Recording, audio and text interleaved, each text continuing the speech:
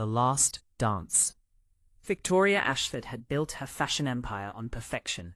At 38, she was the youngest woman to ever helm a luxury brand worth over $2 billion. Vogue called her the Ice Queen of Fashion, a title she wore with pride. Emotion was weakness. Sentiment was the people who couldn't afford to be ruthless. Her Manhattan headquarters occupied 3 floors of a glass tower, all sharp angles and cold minimalism. White marble, chrome fixtures, and floor-to-ceiling windows that made the city look like a kingdom she ruled. "Ms. Ashford, the Milan team is on line 2, her assistant Claudia announced through the intercom. Victoria didn't look up from the fabric samples spread across her desk. "Tell them if they can't source the silk I specified, they're fired." "Yes, ma'am." It was 9 p.m. on a Friday, and Victoria was still working. She was always working. Sleep was for people without empires to run. Her penthouse apartment was just 12 blocks away, but she rarely saw it in daylight. Her phone buzzed, a number she didn't recognize. She almost declined, but something made her answer. Victoria Ashford. "Miss Ashford, this is Father Miguel Rodriguez from St. Catherine's Church in Brooklyn. I'm calling about your sister, Elena." Victoria's blood went cold. She hadn't spoken to Elena in 8 years, not since their mother's funeral, when Elena had screamed at her in front of everyone, "You care more about your precious company than your own family." "What about her?" Victoria's voice was ice. "I'm sorry to inform you that Elena passed away 3 days ago. A car accident. She left instructions that you be contacted." The room seemed to tilt. Victoria gripped the edge of her desk. "I see. There's a child, Miss Ashford.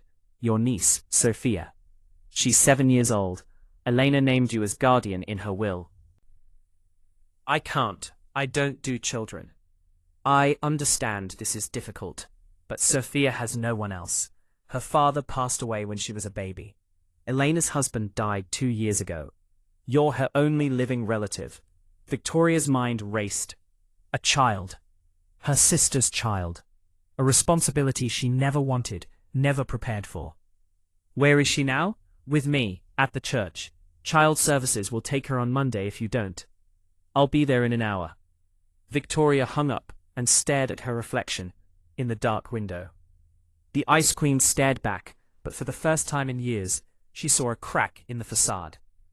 St. Catherine's was a small brick church in a working-class Brooklyn neighborhood, worlds away from Victoria's Manhattan Tower. The building was old but lovingly maintained, with stained glass windows that glowed warmly in the evening light. Father Miguel met her at the door.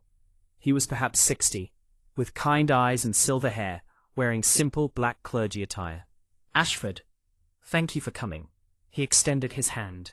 Victoria shook it briefly, her Hermes bag and Louboutin heels feeling absurdly out of place. "Where is she?" "In my office. But first, I need to tell you about Sophia." Father Miguel's voice was gentle but firm.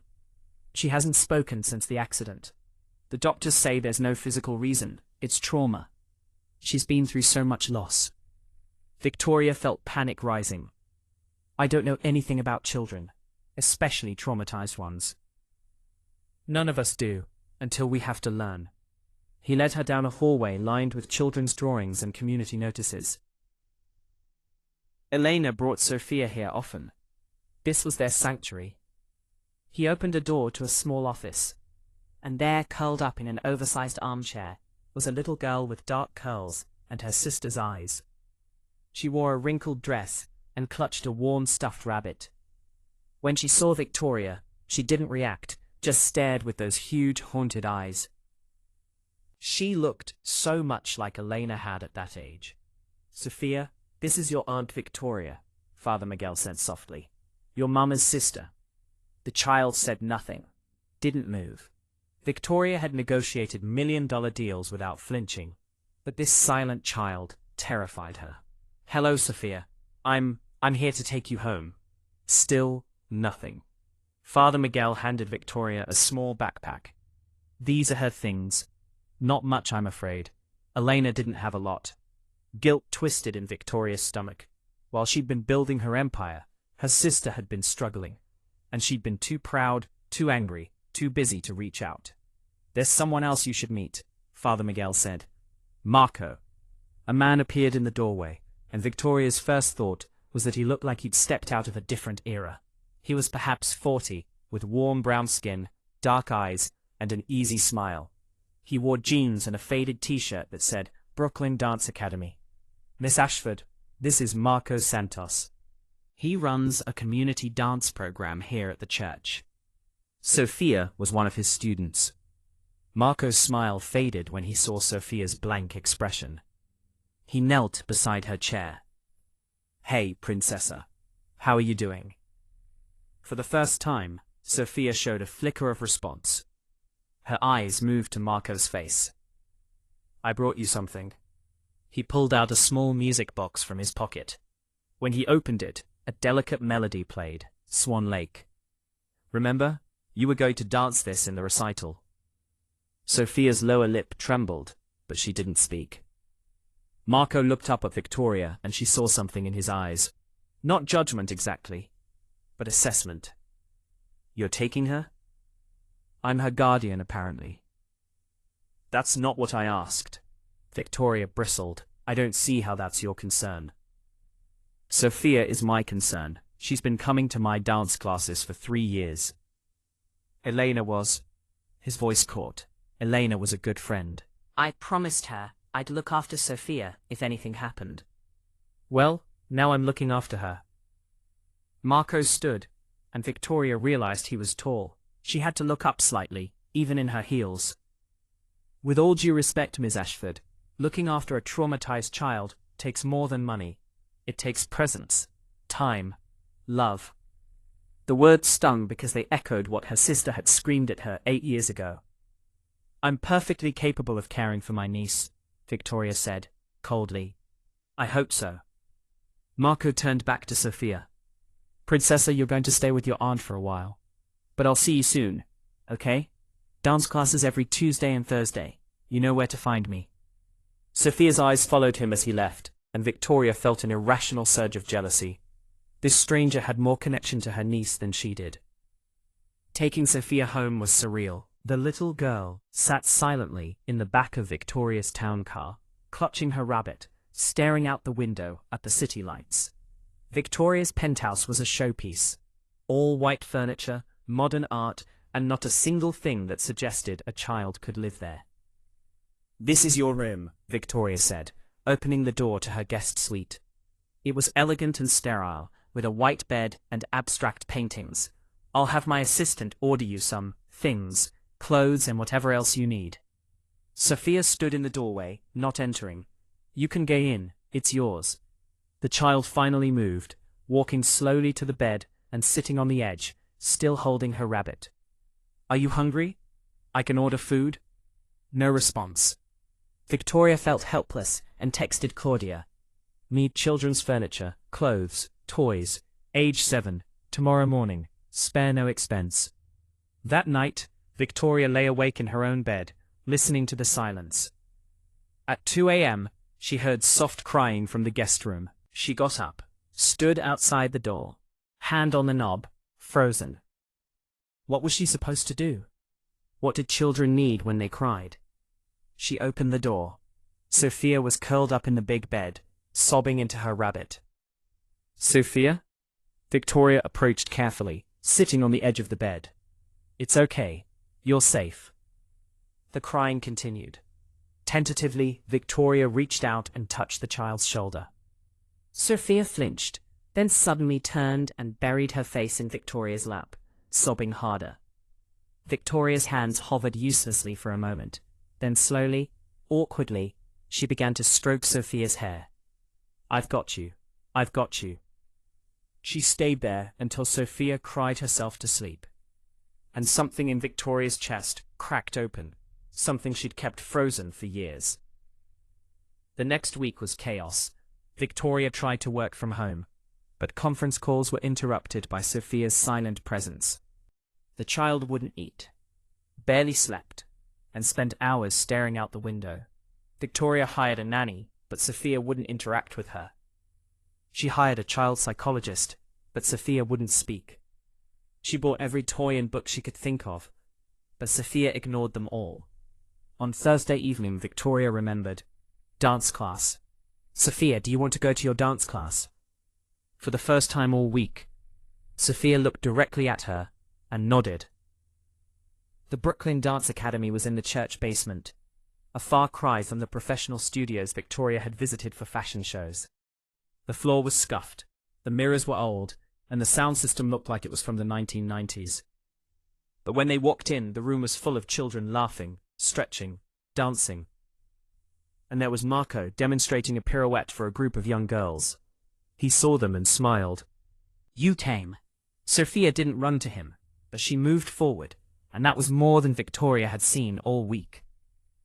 Can she join the class? Victoria asked. Of course. Marco knelt down to Sophia's level. Want to dance with us, Princessa? Sophia nodded. Okay, go put on your ballet shoes. Sophia looked at Victoria, who realized she had no idea where the ballet shoes were. We don't have them. Marco's expression flickered. Disappointment, maybe. Or frustration. But he smiled at Sophia. That's okay. You can dance in socks today. Go join the others.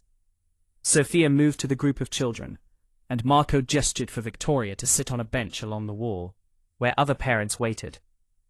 For the next hour, Victoria watched something miraculous. Sophia didn't speak, but she danced. Her small body moved with surprising grace, following Marco's instructions, and for brief moments, the haunted look left her eyes. He was patient, encouraging, gently correcting form while making the children laugh. He knew every child's name, noticed when someone was struggling, celebrated small victories. When class ended, Sophia came back to Victoria, and there was the tiniest hint of color in her cheeks. Same time next Tuesday, Marco asked Sophia, who nodded. As other children left with their parents, Marco approached Victoria. Can we talk for a minute? They stepped into the hallway, while Sophia sat on the bench, swinging her legs. She needs routine, Marco said. Stability. Things that remind her of her mother and the life she had before. I'm trying, Victoria said, defensive. I bought her everything. She doesn't need things. She needs presence, connection. Marco's voice was gentle, but firm. Ms. Ashford, I don't think you understand what you've taken on. Then help me understand, Victoria snapped. Then, quieter. Please, I don't know what I'm doing. Marco studied her face, and his expression softened. Okay. First, she needs her ballet shoes. Elena kept them in a pink bag. Second, she needs to eat. Her mother used to make her arroz con pollo every Sunday. Third, she needs bedtime stories. Elena read to her every night. Victoria felt overwhelmed. I don't know how to cook. I don't know children's stories. I don't know how to be what she needs. Then learn, Marco said simply. Look, I know you're busy. I know you have a company to run. But Sophia just lost everything. She needs you to show up. Really show up.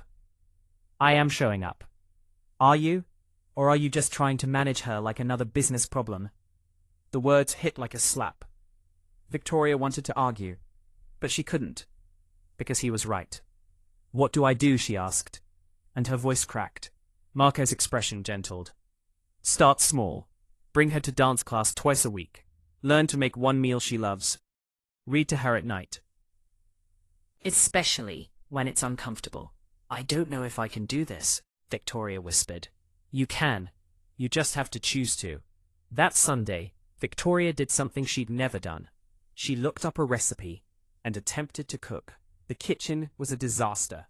She burned the first batch of rice. The chicken was undercooked. She nearly set off the smoke alarm twice, but she kept trying. Sophia watched from a stool at the kitchen island, silent but attentive. On the fourth attempt, Victoria produced something that looked vaguely like arroz con pollo.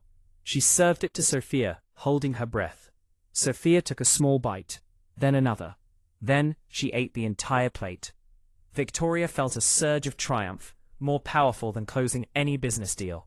That night, she went to a bookstore and bought a stack of children's books. She sat on Sophia's bed and began to read, awkwardly at first, then finding a rhythm. Sophia didn't speak, but she leaned against Victoria's shoulder, and that small gesture felt like a victory. Tuesday. Victoria showed up to dance class with Sophia's ballet shoes. She'd found them in the backpack Father Miguel had given her, along with a photo of Elena and Sophia, both smiling, both in dance clothes. Victoria stared at the photo for a long time. Her sister had been happy. Poor, struggling, but happy. While Victoria had been rich and miserable. At dance class, Marco noticed the shoes. "Good job." "Don't patronize me," Victoria said, but there was no heat in it. "I'm not. I'm serious. You're trying. That matters." Over the following weeks, Victoria found herself rearranging her life around Sophia's needs. She left work early for dance classes. She learned to cook 3 different meals. She read bedtime stories every night. And slowly, imperceptibly, something shifted. The penthouse felt less like a showroom and more like a home. Victoria found herself laughing at Sophia's expressions, even though the child still didn't speak. She started noticing small things. How Sophia hummed while she drew. How she lined up her stuffed animals in a specific order. How she always saved the last bite of food. She also found herself talking to Marco more. After dance classes, they'd chat while Sophia changed her shoes. He told her about growing up in Brooklyn, about discovering dance as a teenager, and how it had saved him from a dangerous path. About starting the community program because he wanted to give other kids the same chance. "Why do you do this?" Victoria asked one evening. "You could be teaching at prestigious academies, making real money." Marco smiled. "I do make real money. Maybe not by your standards, but enough. And this," he gestured to the children practicing, "this is what matters. These kids need dance. It gives them confidence, discipline, joy. Some of them, like Sophia, it gives them a way to express what they can't say in words." Victoria watched Sophia practicing a combination. Her small face, serious with concentration. "She's good, isn't she?" "She's exceptional. Elena said she'd been dancing since she could walk." Marco paused. "Your sister was proud of her. She came to every class, every recital, even when she was exhausted from working 2 jobs. Guilt twisted in Victoria's stomach. "I didn't know she was struggling. I should have—" "You can't change the past," Marco said gently. "But you can choose differently now." 6 weeks after Sophia came to live with her, Victoria received an invitation. The Brooklyn Dance Academy's annual recital. Sophia was listed as a performer. "You want to dance in the recital?" Victoria asked Sophia that night. Sophia nodded, then did something new. She took Victoria's hand and led her to the living room. She pressed play on Victoria's sound system, which had never been used for anything but background music at cocktail parties, and began to dance. It was Swan Lake, the piece from the music box Marco had given her. Sophia's movements were beautiful, haunting, full of emotion she couldn't speak. Victoria watched with tears streaming down her face. This child had lost everything, and yet she was still dancing, still finding beauty, still trying. When the music ended, Sophia looked at Victoria with a question in her eyes. "That was beautiful," Victoria whispered. "Your mother would be so proud." Sophia's eyes filled with tears, and she ran to Victoria, who caught her and held her tight. "I miss her too," Victoria said. "I miss her so much. I'm sorry I wasn't there. I'm sorry I was too proud and too stupid to fix things with her. I'm here, and I'm not going anywhere." Sophia clung to her, and they cried together, for Elena, for lost time, for all the pain and love tangled together. The next day, Victoria did something unprecedented. She called an emergency board meeting and announced she was stepping back from day-to-day operations. "I'm remaining as creative director and majority shareholder, but I'm hiring a CEO to handle operations. I need to focus on my family." Her board was shocked. The business press called it a breakdown. Her competitors smelled blood in the water. Victoria didn't care. The night of the recital, Victoria arrived early to help with preparations. The church basement had been transformed. A makeshift stage, borrowed lights, rows of folding chairs filled with families. Marco was backstage helping children with costumes and calming nerves. You came early. Sophia was too excited to wait. Victoria gestured to her outfit, jeans and a simple blouse, no designer labels in sight. I'm learning to dress for the occasion. Marco laughed. It suits you. Marco, I want to thank you for everything, for being patient with me, for helping Sophia, You don't have to thank me, he interrupted gently. Seeing Sophia smile again is thanks enough. She smiled? Yesterday, during class. Just a little one, but it was there. Victoria felt her heart swell. I haven't seen her smile yet. You will. She's healing. You both are.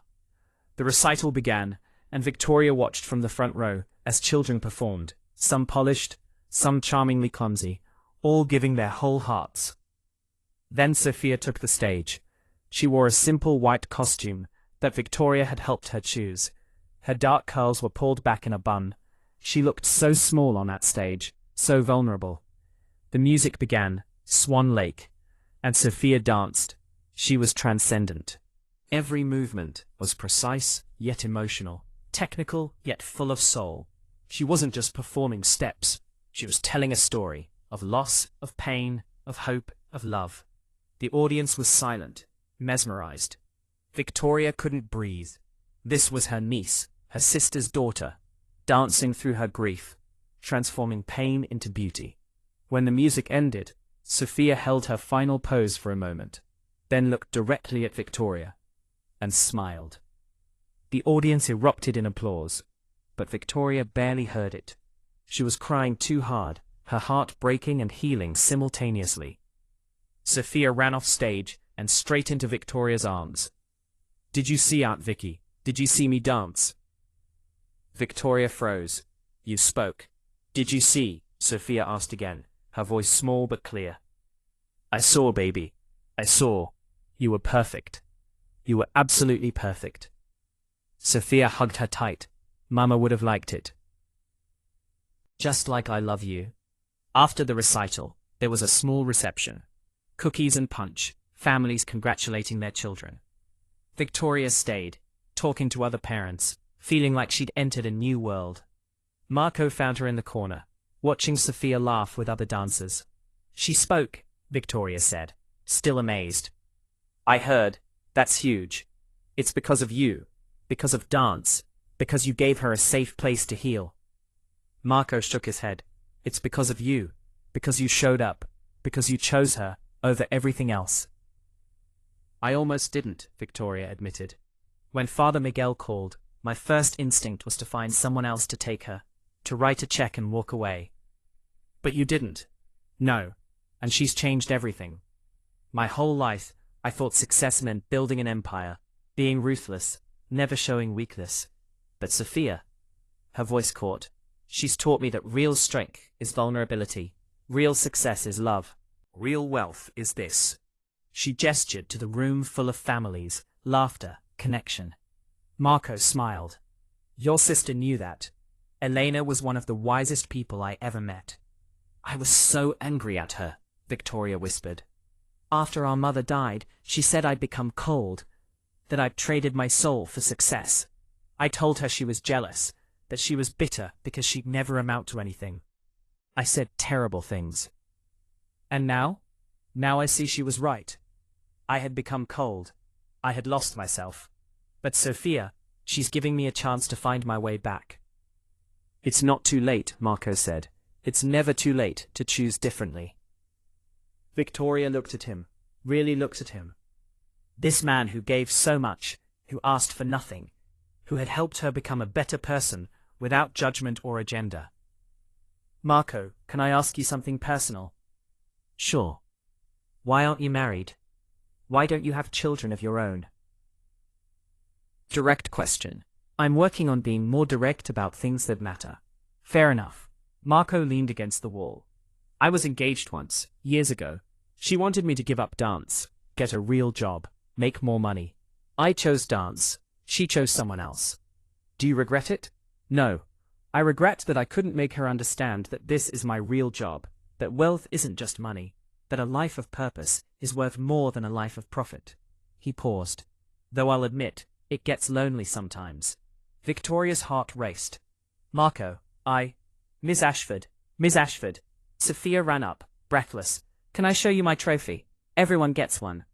Victoria knelt down to admire the small plastic trophy. It's beautiful. We'll put it somewhere special at home. Can Marco come see where we live? Sophia asked. Please? Victoria looked up at Marco, who looked surprised. You don't have to. I'd like that, Victoria said.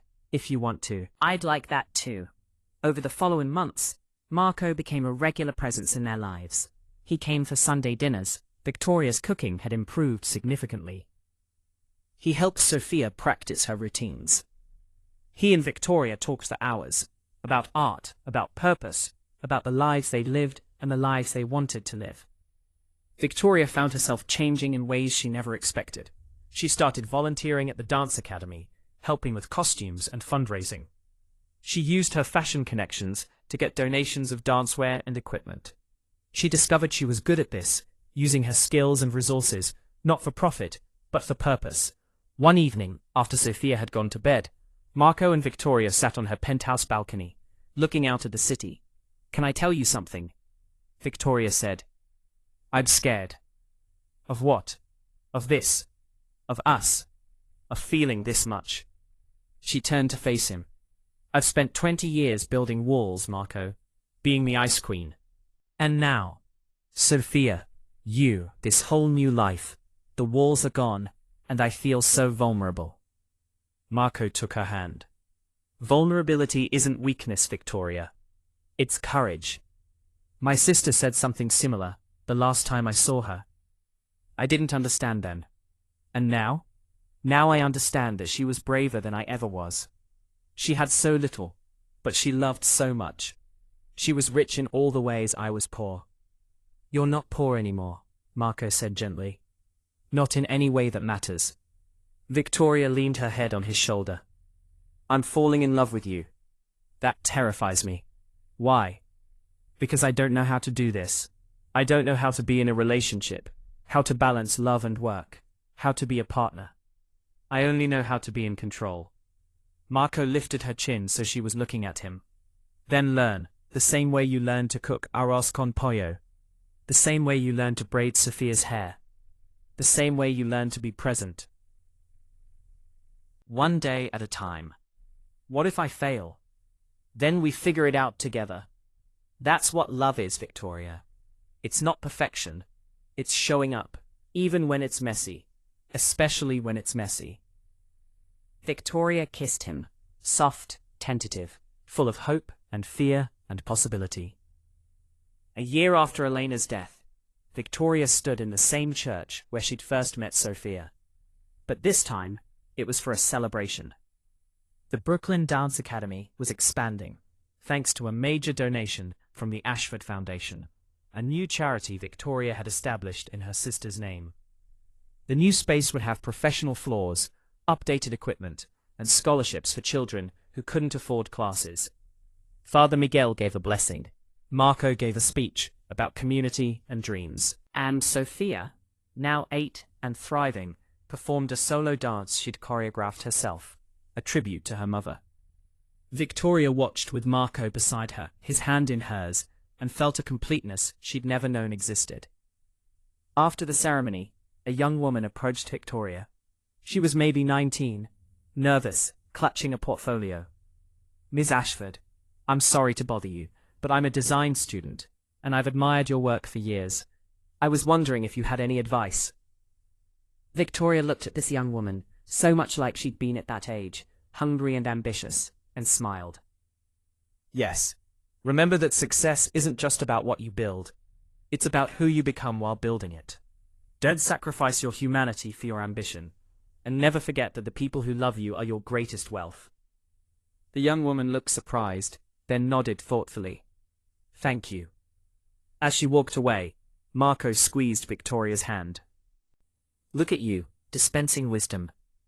I learned from the best, Victoria said, looking at Sophia, who was laughing with her dance friends.